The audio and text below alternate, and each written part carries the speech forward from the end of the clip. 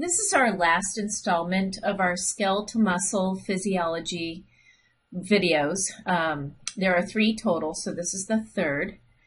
Earlier in this series, I told you that a motor unit was a somatic motor neuron that innervates all of the skeletal muscle fibers within its group. And each muscle fiber can only have one somatic motor neuron communicate to it. But earlier I said that when a somatic motor neuron communicates with many different muscle cells, they are of all the same kind, the same type. So I'm going to review the different kinds of muscle fiber types. There is slow red and fast white. There are also some that are called intermediate, and we won't discuss those. We're just going to focus on these 2.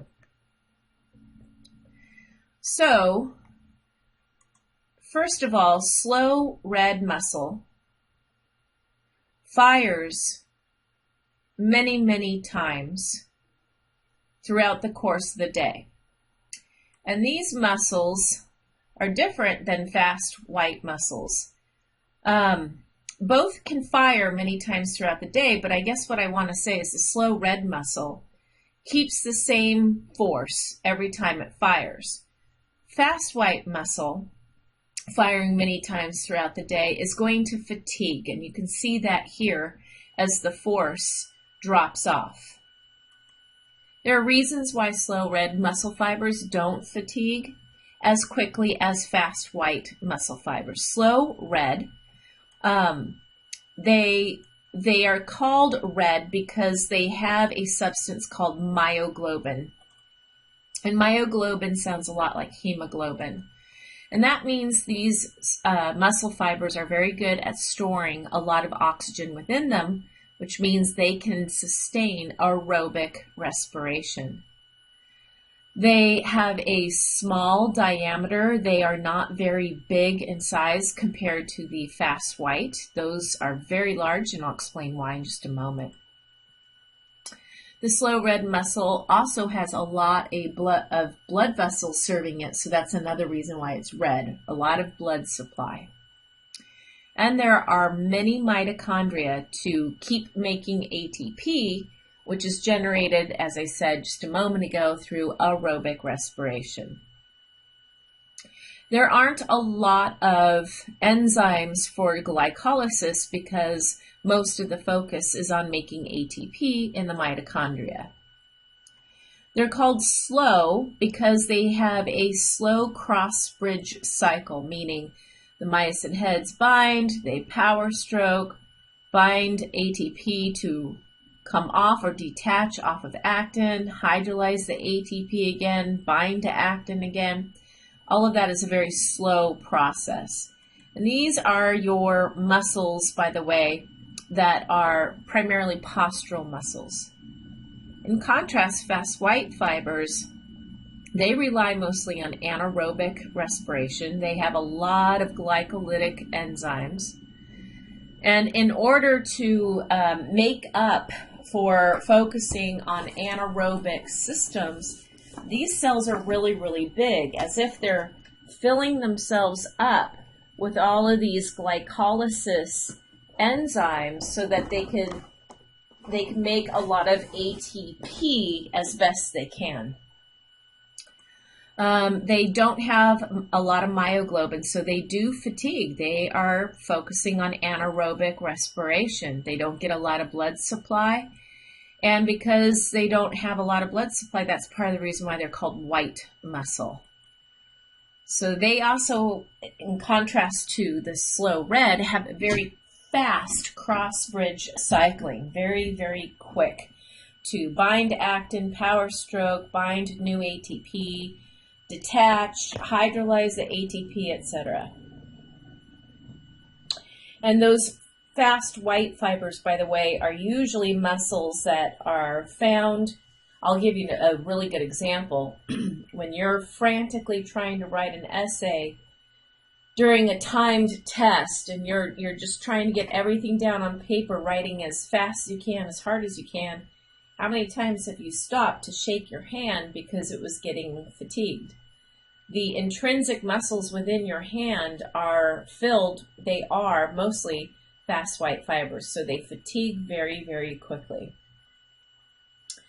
Here is another characteristic of muscle contraction that I want to tell you about, and you will be doing a PhysioX on this idea. It's called force summation.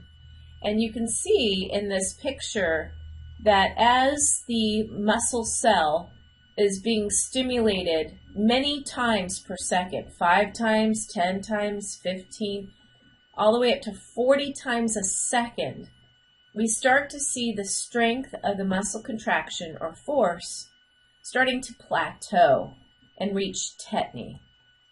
Well, what's going on with that? So this is force summation, also known as frequency wave summation. And it basically means that as a somatic motor neuron keeps firing over and over and over and over and over again, the muscle forces can summate. Now, another way we can get this tetany is a different kind of summation, and this is through motor unit summation. So motor unit summation, or as I like to say, motor unit recruitment, and frequency wave summation, both of those together will give us force summation. Motor unit recruitment simply refers to getting all of the motor units within a whole muscle to fire simultaneously. So again, we need both motor unit recruitment and frequency wave summation. Both of those together, we get force summation. So this is a picture that is very similar to one found in your homework packet. What you're seeing down here in blue are action potentials. And then what you're seeing here in the orange is the amount of calcium being released from the sarcoplasmic reticulum and how much of that calcium is actually in the cytoplasm. In the black line, you're seeing the force of the skeletal muscle when it's contracting. And what you can see is if a somatic motor neuron fires more frequently, then the skeletal muscle cell will also have more action potentials. Then that means more and more calcium is dumped into the cytoplasm. If more calcium is dumped in the cytoplasm, then we will have more calcium binding to troponin, removing tropomyosin and exposing actin. That means as long as actin's exposed, myosin can continue to bind, power stroke, and rebind to actin as long as it's available. Notice over here in the far right, when the action potentials are so frequent that the muscle is not allowed to relax at all. Notice over here, there is some relaxation.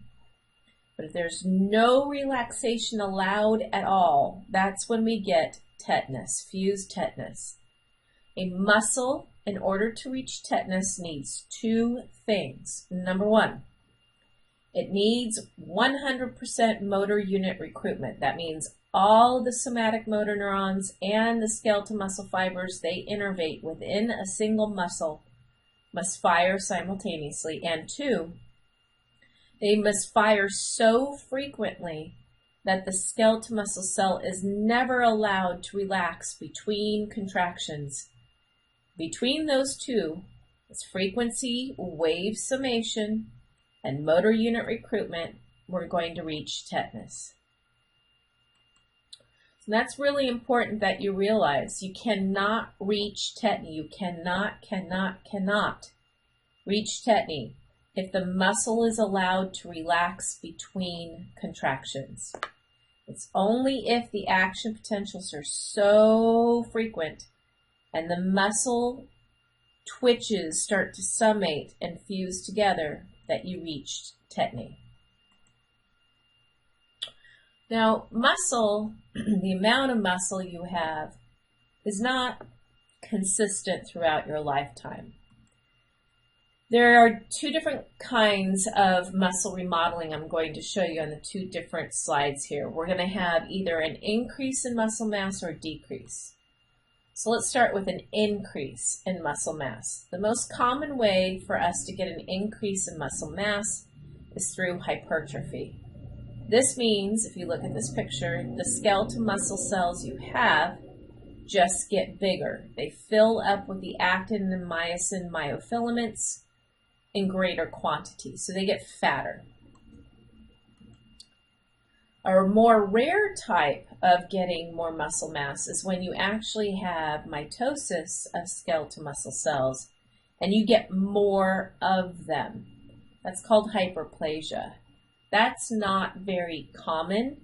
It is more likely to happen in young children. Some papers suggest with the type of training you do, like endurance training, you could favor this, but it is still a pretty rare event for it to happen. Now, loss of muscle mass occurs through atrophy, and that's shown here, where we have two very thick muscle cells and they start to lose some of their myofilaments. They lose some of their mass. That can happen from not being used as much. You know, the beginning of the year, we have good intentions, we go to the gym, but around April, we don't go to the gym as much. Or maybe we broke a bone and we're in a cast, so we can't use that muscle as much. Or nerve damage, denervation, neuropathy, when the nerves serving the muscle are no longer functional and the muscle's no longer stimulated. Another way we can have atrophy is if we have atrophy with fibers lost. That technically should be called aplasia, where we're actually losing the fibers. But it's again pretty rare for that to happen, where we actually are losing fibers through cell death. In the last three slides, we're now going to focus on some reflex arcs. This is called the patellar reflex arc, and I want to point out that on side A over here, you're seeing the person at rest. And right in here with the blue axon wrapped around it is a muscle spindle fiber. And this is found in this example in the quadriceps femoris muscle group. This is a sensory fiber and it's sending action potentials to the spinal cord. This muscle spindle fiber detects stretch, so I think S for spindle and S for stretch. In purple and red, you're seeing efferent nerves exiting the spinal cord. The red line here is innervating the quadriceps muscle group, and the purple one here is innervating the hamstrings group. In picture B, we're seeing that the doctor is tapping on the person's patellar ligament. Remember, all four muscles of the quadriceps muscle group insert on the same ligament, which ultimately inserts on the tibial tuberosity. If we use this little hammer and stretch that patellar ligament, it will stretch all four muscles of the quadriceps femoris muscle group. With this very quick but very mild stretching, all of a sudden stretching the quadriceps group, this spindle fiber will start an action potential into the spinal cord. Now, if your muscle is stretched too much, it can actually be ripped off of your bone. So if your muscle is stretched too much, what do you think would be the appropriate response to avoid the muscle being ripped off? If you said, contract, you're right. So we oppose too much stretch, which is lengthening the muscle, by shortening the muscle, which is contraction. So you're seeing that the spinal cord initiates an action potential through this red somatic motor neuron or nerve to the quadriceps muscle group, stimulating them for contraction. When they contract, the lower leg is extended. The purple nerve innervates the hamstrings group. We would not want that nerve to fire an action potential at the same time as the nerve innervating the quadriceps muscle group. We cannot have opposing muscle groups contracting at the same time. So this red motor neuron would have an action potential and release acetylcholine onto the skeletal muscle shown here, and the quadriceps muscle group would contract. What neurotransmitter would this purple neuron fire? Well, remember, somatic motor neurons only release acetylcholine, which is excitatory for skeletal muscle. We do not want the hamstring muscle group to have an action potential. Then that means this purple neuron cannot reach threshold, cannot have an action potential, should not release acetylcholine. How do we get this purple neuron to get further away from threshold, less likely to fire an action potential? Well, we need to hyperpolarize it. And that means this interneuron, shown here in green, needs to release a neurotransmitter onto the soma of this purple neuron, a neurotransmitter that would hyperpolarize the purple neuron. What neurotransmitters have we learned about that are very inhibitory, meaning generates iPSPs? And again, it's not from the neurotransmitter itself, but from the receptor it binds to. The two that I mentioned in class and even taught about were GABA. GABA I talked about a lot, but a close second is a neurotransmitter called glycine.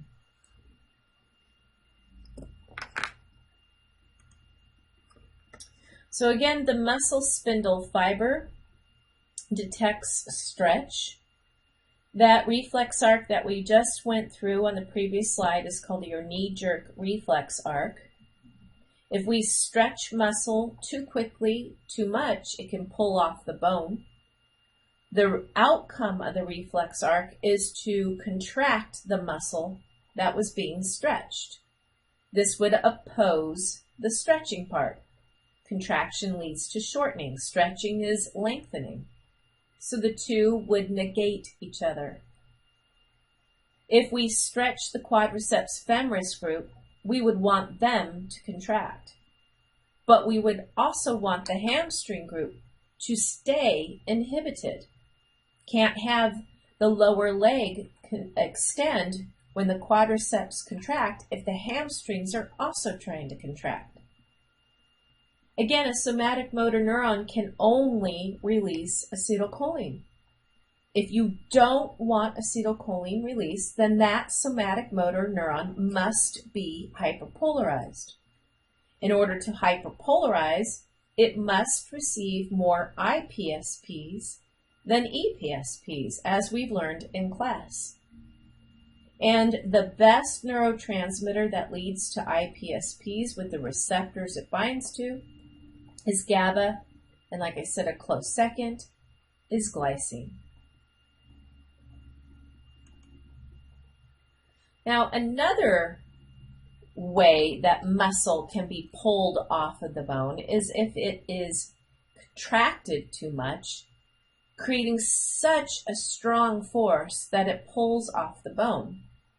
Now, if a muscle is contracting too much, that means shortening too much. What do you think we should make it do as an appropriate corrective response? lengthen, relax, stop contracting. So I think of the Golgi tendon reflex arc. I think of Golgi tendon, and I think T for tendon, and I think T for tension. Too much active tension. Active tension means contraction. Now, you should also know that there is something called passive tension. Passive tension is when muscle is stretching, which is what we just covered with the patellar reflex arc, the knee-jerk reflex arc. That started with the muscle stretching. That's too much passive tension. So S for stretch, S for spindle, T for tendon, T for active tension. So the Golgi tendon is an organ that detects too much tension, active tension, developing in the muscle from too much contraction. The appropriate output would be to relax that muscle. In order to relax muscle, please see a previous slide where I went through everything required for a muscle to stop contracting in order for it to relax. There were several things that I itemized on that slide. This concludes our skeletal muscle physiology lecture.